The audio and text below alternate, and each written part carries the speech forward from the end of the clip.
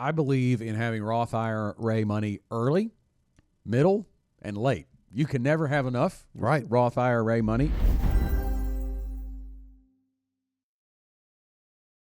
Our next question this week is from Britt in Arkadelphia. I'm about to retire and wondering which accounts I should draw from first. I have a 401k, a Roth IRA, and some money in a brokerage account. Can you help me with that?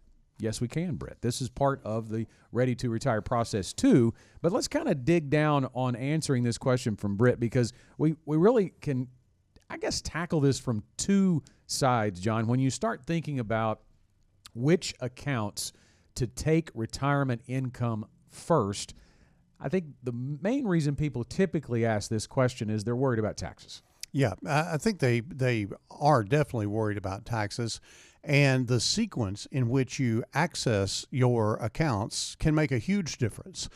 We played around with this for years and looking at, okay, if I take it this way, this is the outcome. If I take it this way, this is the outcome. Well, if you have a focus on a long-term tax strategy, blending income from your various accounts can really make your total income less taxable if you think about it in the right way. So I think it could be done where you equally take some money from each account if each of those accounts are about the same size.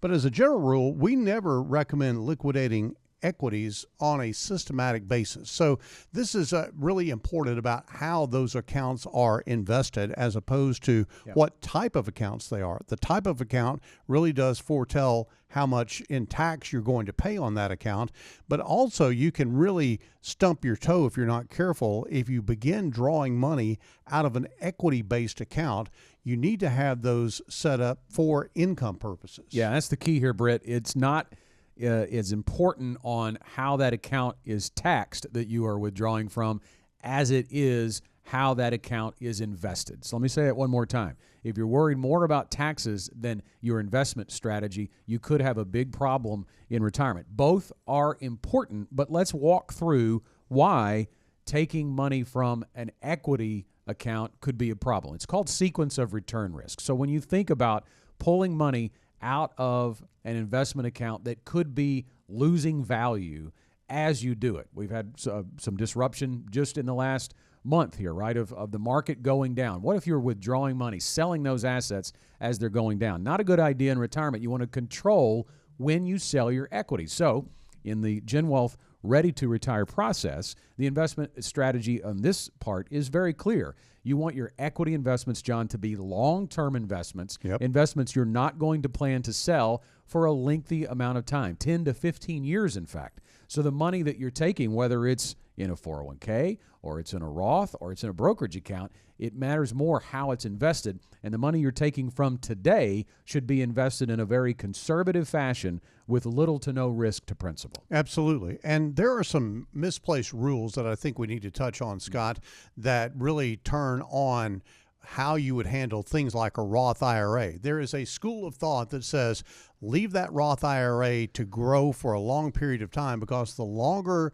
that Roth IRA grows, the more tax-free income that it theoretically will generate into the future. All of that is true. However, there can be a benefit by taking some Roth money and blending it with your taxable money and your IRA money that would come from either a brokerage account or an IRA account, and actually lowering your overall taxable income during retirement. It can have an effect on your Social Security, it can have an effect on your overall tax bracket, and it can have an effect on in some cases, if you're a high income earner, that Roth IRA income could have an effect on whether you pay IRMA.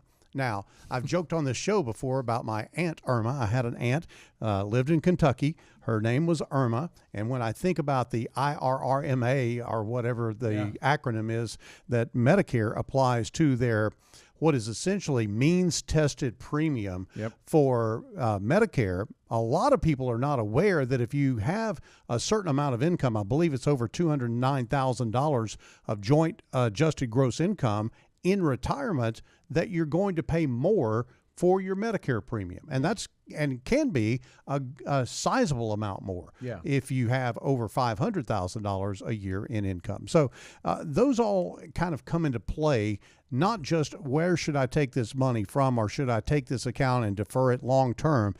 Thinking about it from a tax standpoint and a sequence of return standpoint, Scott, I think makes all the difference in the world. Now, let's talk a little bit about how, if you don't have a Roth IRA, how you might actually get to a better place.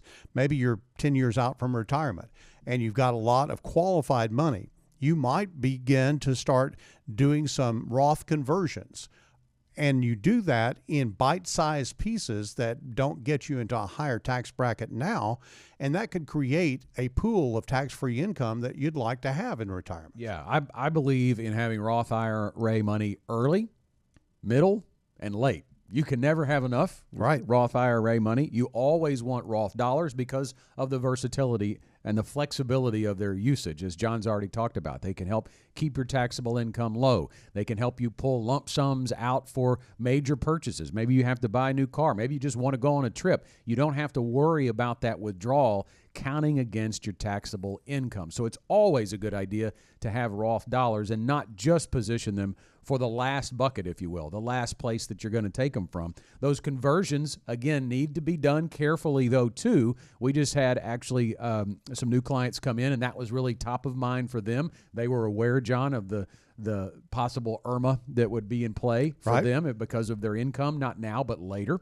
in their retirement. This gentleman has a very large pension that's going to continue to increase, so they're going to have to be receiving more income, a little bit out of their control. Nice problem to have, but they were thinking about that Medicare premium. But we had to do an analysis to take a look at where they already are, and if withdrawing or converting traditional IRA dollars into Roth made sense, because you do have to pay taxes at the moment of those or in the year that those dollars are converted. And if you don't watch it, you could be paying more on the conversion than you would when you actually withdrew it from a traditional IRA. And you want to do those conversions prior to being on Medicare, because those conversions can bump you up and cause you to pay IRMA, the very thing that you're trying to avoid by doing that conversion. So these things can be tedious without question. They can be really, really hard to deal with, and that is why a relationship with a financial advisor is so important.